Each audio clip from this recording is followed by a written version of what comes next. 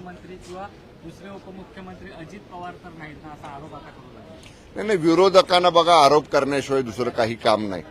थोडंसं विस्तृतपणानं जर बोलायचं झालं श्री मनोज जरांगे पाटलांच्या आंदोलनासंदर्भात, तर आपण माध्यमांनी सुद्धा आणि राज्यातल्या जनतेने सुद्धा याच्याकडे थोडं मागं वळून बघावं लागेल की सुरुवात कशी झाली.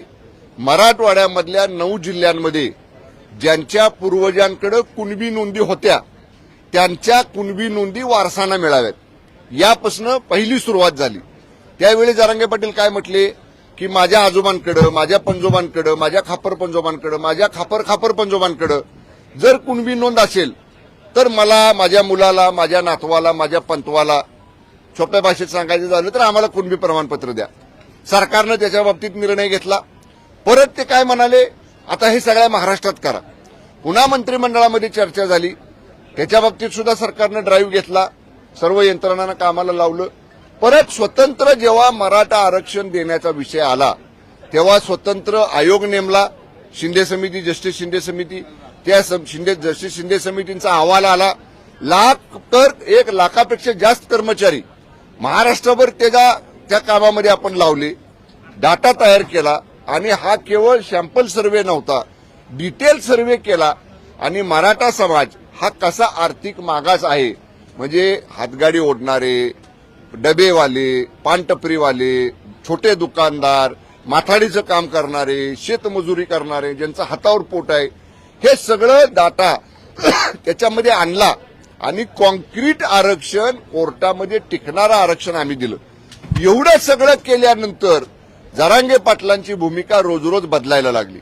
त्यांनी कधी शिंदे साहेबांवर आरोप केला, त्यांनी कधी फडणवीस साहेबांवर आरोप केला, त्यांनी कधी मधी समन्वयक म्हणून गेलेले किंवा समन्वयाची भूमिका जरांगे पाटलांच्यात आणि सरकारमध्ये चर्चा करायला गेलेल्या काही लोकांच्यावरती आरोप केला.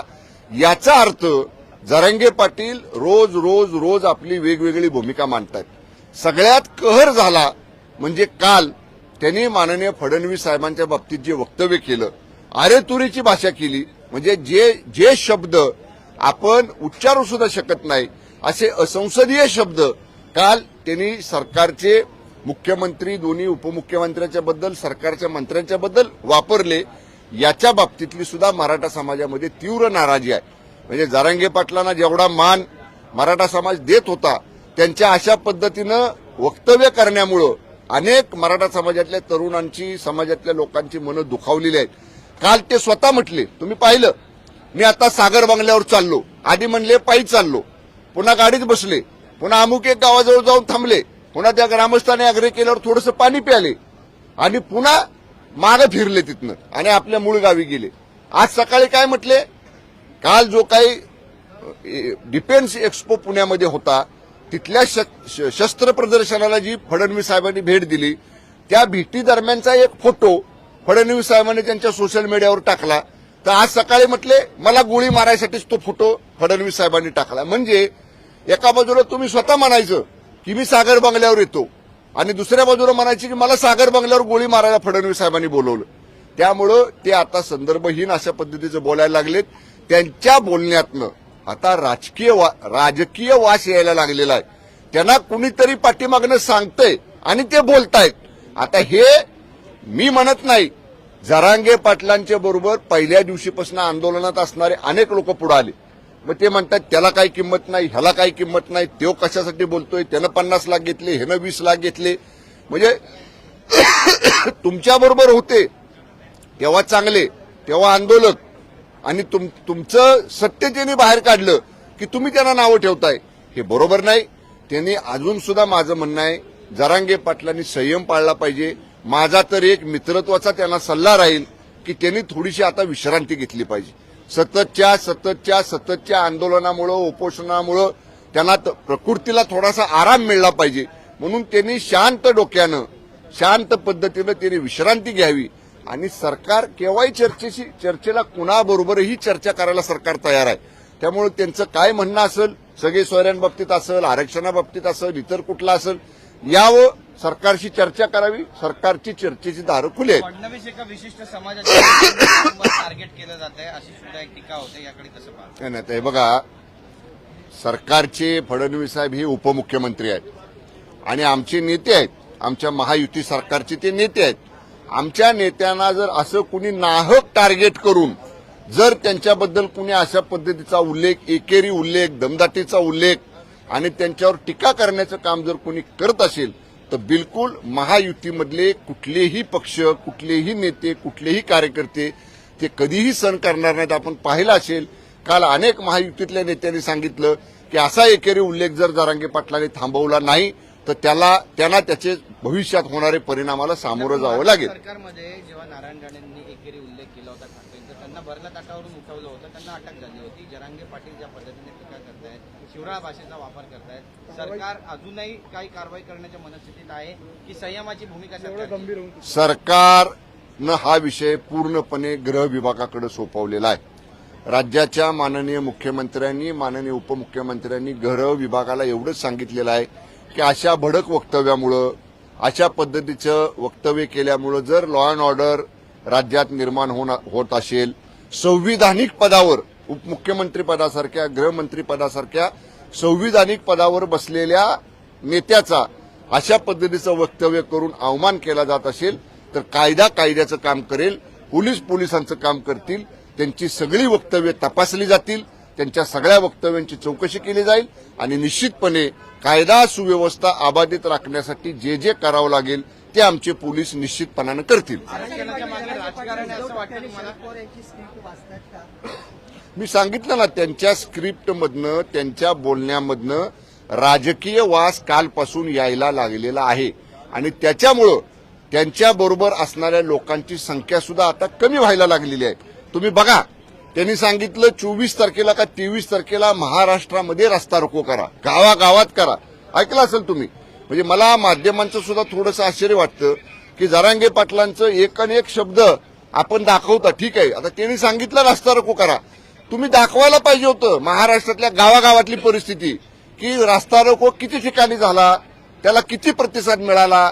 लोकांचा आता त्याला प्रतिसाद हळूहळू कमी व्हायला लागलाय. त्याचं कारण जी धरसोड वृत्ती जरांगे पाटलांचे, आज एक बोलायचं, उद्या दुसरं बोलायचं, परवा तिसरं बोलायचं, आज ह्याला शिवीगाळ करायची, एकेरी उल्लेख करायचा, उद्या त्याला शिवीगाळ करायची, त्याचा एकेरी उल्लेख करायचा.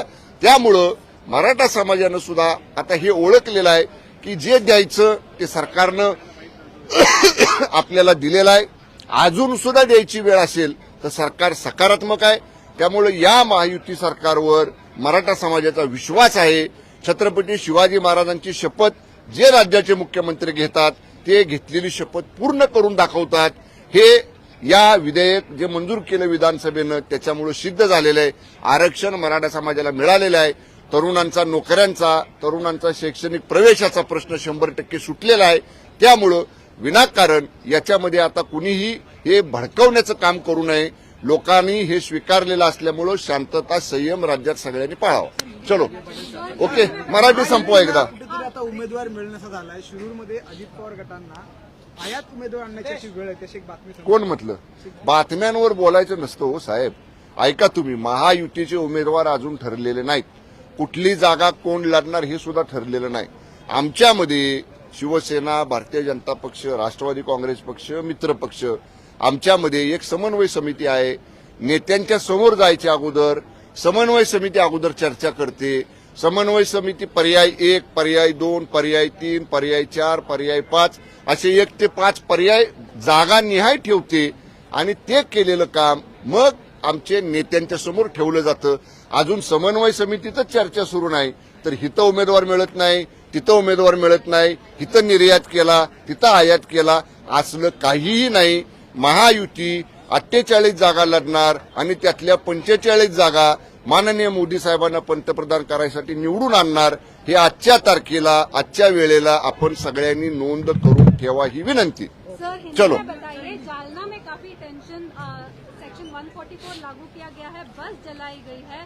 मनोज जरांगे पाटिल अब कह रहे हैं वापस जाएंगे, लेकिन उसके बाद आंदोलन की जो दिशा है वो तय करेंगे. क्यों लॉ एंड ऑर्डर खराब होता जा रहा है? जो लॉ एंड ऑर्डर खराब करने की कोशिश कर रहे हैं उनके लिए बेल झाली का बघा, उनके लिए गवर्नमेंट और पुलिस लॉ की तरफ, जो भी लॉ अभी है, जो भी कायदा है, जो भी पुलिस के नियम है, उसी तरफ वो कार्रवाई की जाएगी. किसी को भी लॉ एंड ऑर्डर खराब करने की अनुमति नहीं है। जो भी ऐसे भड़काऊ वक्तव्य करके, पथरावबाजी करके, गवर्नमेंट प्रॉपर्टी को जला के या गवर्नमेंट की बस को जला के ऐसा कोई लॉ हाथ में लेने की कोशिश करता है तो उनके ऊपर कड़क कार्रवाई करने के निर्देश राज्य सरकार ने हर पुलिस प्रशासन को दिया है। बरं सर, आज राज्यातील सर्व बाजार समित्या- एक मिनिट, महत्वाचं हाँ, ओके डीसीएम और सीएम को लेकर आप शब्दों का इस्तेमाल कर रहे हैं, ऐसे कैसे? देखिए ये बिल्कुल उचित नहीं है।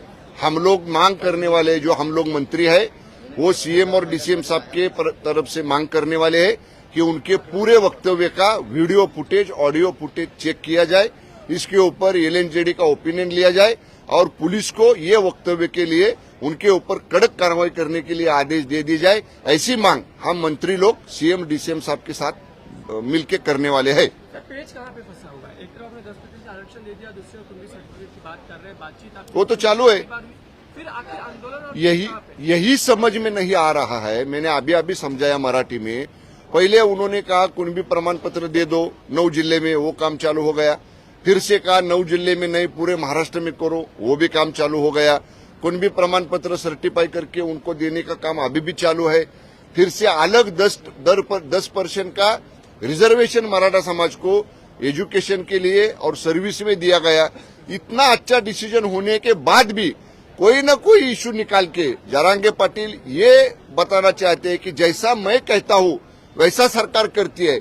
मैं किसी को भी कुछ भी करने के लिए करवा सकता हूं, किसी से भी, ऐसा उनका कहना है। इसीलिए गवर्नमेंट जो भी लॉ में प्रोविजंस है, जो भी कायदा में प्रोविजंस है, उसकी तरफ से मराठा समाज को पूरा न्याय दे रही है। किसी और समाज को, किसी और जाति धर्म को उनका निकाल के नहीं दे रही है, अलग से दे रही है। और इसके लिए ये आरक्षण कोर्ट में टिक जाए, इसलिए पूरी तैयारी स्टेट गवर्नमेंट ने की है। हमारा पूरा भरोसा है और ऑनरेबल सीएम साहब ने भी कहा है कि ये आरक्षण किसी भी हालत में कोर्ट में टिक जाएगा।